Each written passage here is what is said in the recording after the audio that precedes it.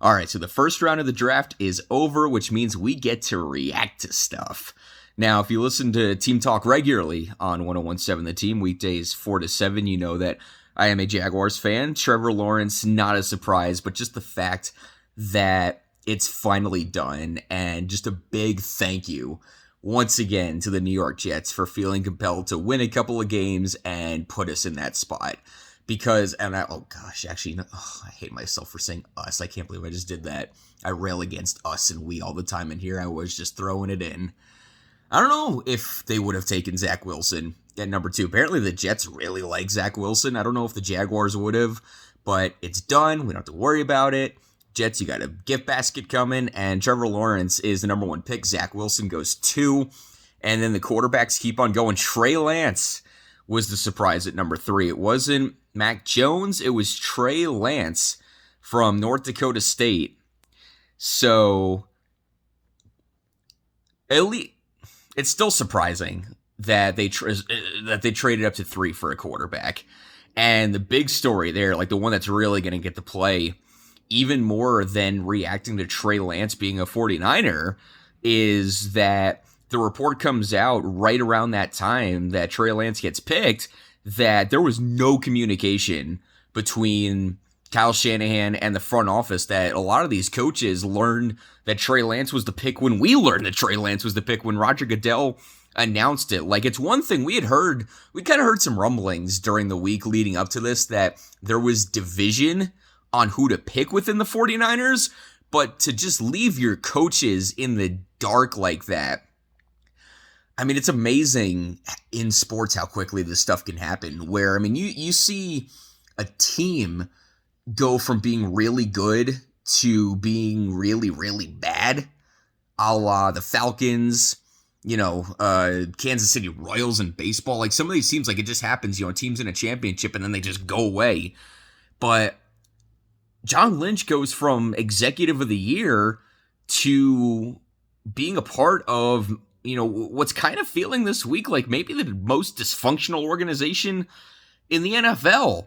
We have Kyle Shanahan at a podium who says, I can't guarantee we're going to be alive on Sunday, as a response to a question about Jimmy Garoppolo. And now nobody's communicating within that team what's going to happen. So there's going to be a lot more that I'm looking forward to coming out between now and Monday that we can react to on Team Talk. And by the way, and there's going to be, we'll have tons of reaction on Monday once we get the complete picture of the draft, but that's going to be something to watch out for sure.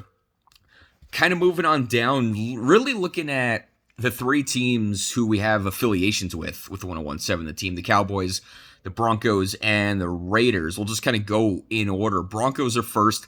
They get Patrick Surtain. It seemed like it wasn't out of the realm of possibilities for the Broncos to get a quarterback in the draft. Now, whether that was one of the ones on the board or Aaron Rodgers, with those rumors swirling around, I'm going to hold off on the Aaron Rodgers stuff for now, just because I want to save some material for Monday. But go read up on that if you haven't yet, about what was going on today with Aaron Rodgers. If you were watching the draft, if you were listening on 1017, you probably heard it. But if you haven't yet, go look at that stuff, and we'll get more into that on Monday.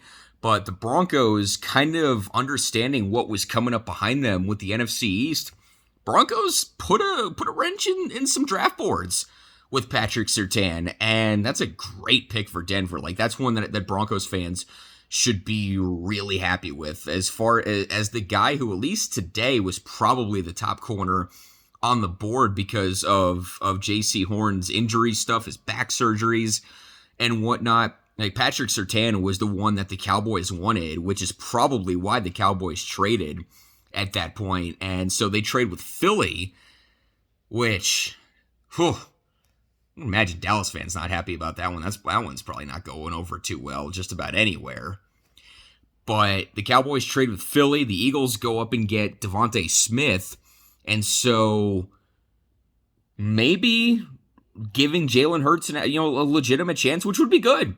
Like these quarterbacks need an actual chance. We've been hearing that with Sam Darnold, and the Jets really did that today with Zach Wilson, getting him another pick in later on. Later on in the draft, who did the Jets go get? I have this draft tracker up in front of me, and the Jets had another pick. They got the guard from USC, Vera Tucker. So I mean, as far as giving these guys a chance, that's a good way to give Jalen Hurts a chance in Philadelphia. Devontae Smith, one of the best receivers on the board, and the Cowboys end up back at 12. Now, before I get too negative and kind of poo-poo on this, because I got an issue with this as far as what the Cowboys did, not the pick. I love the pick. Micah Parsons is going to be a fantastic addition to Dallas.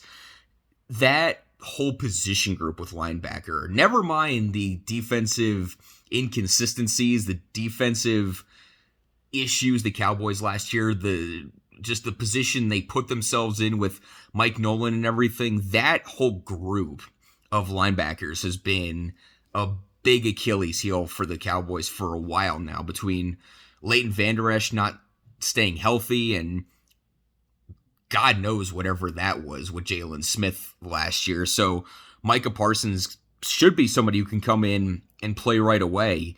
The only real problem that I kind of had with the whole situation was what the Cowboys got. Like, a team wants to trade up with what you have, so you have the leverage in that spot. And the Cowboys swap picks with the Eagles and then only get an extra third-round pick. So, I mean, look, day two, I said this on the show last week, day two is really where you make your money as a front office, and that's where you can really build out your roster. Like, we always like to, as far as the golf terms, you drive for show and putt for dough, and I kind of made the comparison that drive for show is Thursday because this whole thing's an entertainment TV spectacle, and then Friday is where you can really get the cornerstone guys in days 2 and 3, where you're really getting that value out of, guys you don't have to pay as much. It's second and third round. There's, not as much expectations, all the pressure, all the eyes are on the first round guys. So, that's why I want to save some of this for Monday, because if the Cowboys can do good tomorrow, then great. But even still, even if tomorrow goes perfectly with the extra pick, football in particular is the one that we associate the most with teams setting the market. You hear that all the time in the quarterback conversation. This team set the market with their quarterback deal, and that sets the market for the quarterback deals after that. And we've seen that play out for the last handful of years. And as far as the draft goes, as far as draft-related trades go, the market was set. When you look at all the moves the Dolphins made with Philly, with the Colts, and then the Dolphins get back, make their, Dolphins made another trade as well. We look at some of these trades that happened, and then even the one right after the Cowboys. So the Cowboys swap with Philly 10 for 12. In the middle of that, the Giants trade back and let Chicago move up. And there was a future first-round pick involved there for the one right after the Cowboys made. So it just doesn't make sense to me how that ended up happening, how the Cowboys let that happen, how the Cowboys decided that was okay, that was enough to trade with a division rival and get seemingly relatively at least, not a whole lot out of it. That's so. There's going to be some questions, I think, to answer about that one. But as far as the players go, Surtain, great. Parsons, great. And then we get the Raiders at 17. Kind of a surprise. Alex Leatherwood, the tackle out of Alabama. And so that's 2 years in a row now. The John Gruden, Mike Mayock duo keeping us on our toes. Last year it was Henry Ruggs when Judy and Lamb were both on the board as wide receivers, and now this time around it's Alex Underwood. Depending on who you ask, Mel Kiper and the guys on ESPN were saying maybe they had him as a Friday pick instead of tonight. I'd heard some of these guys saying that maybe he was a first round pick. Certainly not, the conventional. Certainly not one of the names that we had high up there necessarily top of mind. But Raiders gonna do what the Raiders do. The other kind of notable, the only other thing that really stood out from the first round for me at least was back-to-back 24-25, the Steelers and the Jaguars going running backs. And it's not even because it's running backs. Like, I don't necessarily, I don't buy into that as far as like, oh, don't take a running back in the first round. Because remember, we kind of had that reaction, or at least I did last year, after the Chiefs won the Super Bowl. They get the last pick in the first round, and they go with Clyde Edwards-Helaire from LSU. And it was like, all right, hey, you got these skill position guys already. You want another running back? And Clyde Edwards-Helaire starts out the season as a front runner for Offensive Rookie of the Year. And then, of course, the guy that took over that, kind of that shine from him was in Jacksonville. And so now he's going to have some competition with Travis Etienne. I mean, look, both those guys, Najee Harris at Alabama, Travis Etienne, love them as running backs. Can't wait to see what they do in the NFL. It's not even about them. It's about the Steelers and Jags using first-round picks on running backs. Steelers need a lot of help. Like, Steelers, you have to go offensive line there, even if it's not the best one. Like, this is where some of these teams get too caught up, I think, in best player available. Like, Steelers, if it's not going to be offensive line, you got to trade back there. You got to find somebody who wants that pick. Because the problem with the Steelers last year was not the guys that they were getting the ball to. It was a matter of getting the ball to them.